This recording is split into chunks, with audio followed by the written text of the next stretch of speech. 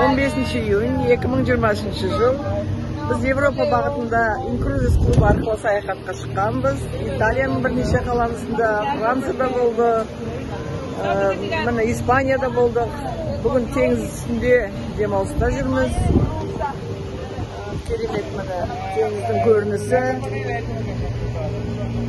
Инкрузис клубы арқылы осы бізге саяхат түрін ұсынған Парфенурға, Нұрманға, Әселге көп рахметімізді айтамыз.